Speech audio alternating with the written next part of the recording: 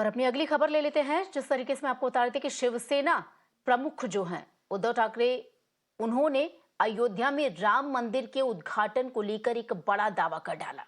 उन्होंने कहा कि बीजेपी राम मंदिर उद्घाटन की योजना बना रही है और उद्घाटन की आड़ में गोधरा जैसी घटना को अंजाम दिया जा सकता है। उद्धव ठाकरे ने कहा कि सरकार राम मंदिर उद्घाटन के लिए लोगों को बसों और ट्रकों की मदद से वहां बुलाएगी, लेकिन उद्घाटन के बाद जब लोग वापस जाएंगे तो गोधरा जैसा कांड हो सकता है, वैसा माहौल पैदा हो सकता है। और क्या कुछ कहा उद्धव ठाकरे ने, वो भी सुनिए।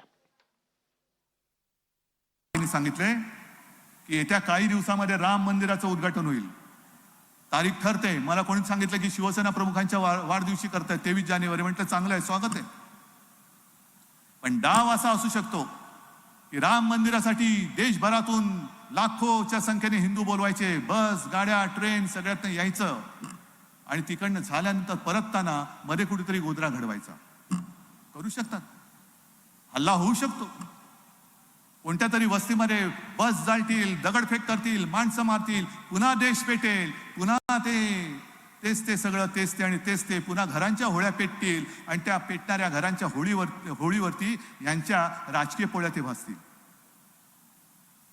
हे सगळे डावपेच आहेत त्यांचे। राम जन्मभूमि के निर्माण के साथ गोधरा जैसे घटना कहने की बात उद्धव ठाकरे यह पागलपन, दिमाग या दिवालियापन को झलकाता है। राम के जन्मभूमि पर मंदिर बनने से विवाद होगा और गोधरा जैसा कांड होगा तो शायद गोधरा जैसी कांड कराने के लिए अगर कांग्रेस के राहुल नेता उद्धव ठाकरे या महागठबंधन के कोई लोग चाहते हैं तो समझिए कि महागठबंधन, घमटिया गठबंधन का वह आखिरी दिन होगा, राजनीति समाप्त हो जाएगा। तो उद्धव ठाकरे ने जो बयान दिया है बिल्कुल दुरुस्त बयान दिया है और कुछ भी करा सकते हो। भारी स्तर पर दंगा भड़कने की उम्मीद तो है, चुनाव जीतने के लिए कुछ कर सकते हैं। जब जवानों को मरवा सकते हैं, 40 जवानों को ये मरवा सकते हैं चुनाव जीतने के लिए, इनका खुद का पत्रकार समर्थन करता है, पत्रकार क्या सुपर पत्रकार अर्नब गोस्वामी, तो एक कुछ भी कर सकते हैं। मैं तो समझता हूं कि वो मुख्यमंत्री रहे और उद्धव जी हल्के व्यक्ति नहीं है। अगर कुछ कह रहे हैं तो जाहिर है उनको इनपुट होगा।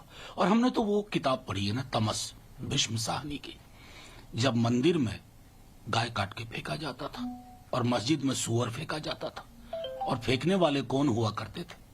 आज उनकी राजनीति चमचमा रही है। वो राजनीति इस देश के मिजाज के अनुरूप नहीं है।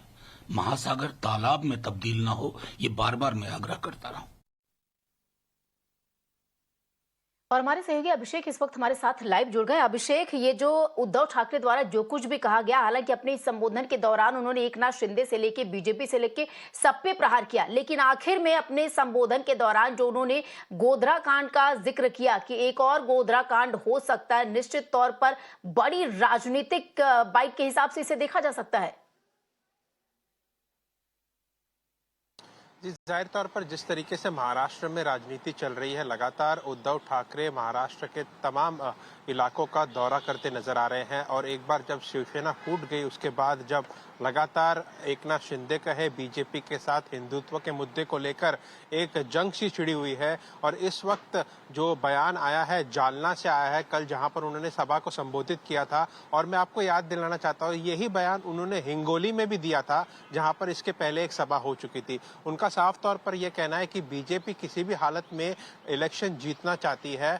और जिस तरीके से सत्यपाल मलिक और महुआ मित्रा ने कहा है कि पुलवामा का यूज किया गया था बीजेपी द्वारा और 40 जवानों को मार दिया गया, राजनीति की गई, उसी तरीके से जनवरी के पहले महीने में जब राम मंदिर का आयोजन किया जाएगा, इनॉग्रेशन किया जाएगा, तब तमाम हिंदुओं को बुलाया जाएगा, हर जगह से बुलाया जाएगा और जब वो वापस अपनी जगह लौटेंगे उस वक्त एक कॉन्स्पिरेसी की जाएगी और जिससे दंगा भड़केगा और कहीं ना कहीं वो दंगा गोधरा के स्तर पर होगा जिससे बड़ी संख्या में पूरे देश में दंगा फैला जाएगा और उसको एक राजनीतिक मुद्दा बनाकर बीजेपी लड़ेगी और उसमें अपनी राजनीतिक रोटी सेकेगी। इस तरीके का बयान कल उद्धव ठाकरे ने दिया है। उसी बयान का समर्थन भी आज सुबह संजय राउत करते नजर आए। तो कहीं ना कहीं राजनीतिक आरोप पर प्रत्यारोप लग रहे हैं। राम मंदिर जैसे मुद्दे को लेकर फिर से राजनीति गरमाई हुई है और सीधा आरोप लगा रहे हैं उद्धव ठाकरे की राम मंदिर को यूज करके बीजेपी दंगा फैलाएगी और उसी दंगे के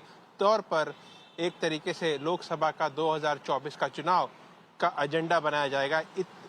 ऐसी कॉन्स्पिरेसी कहीं ना कहीं वो उनको लग रही है कि हो सकती है।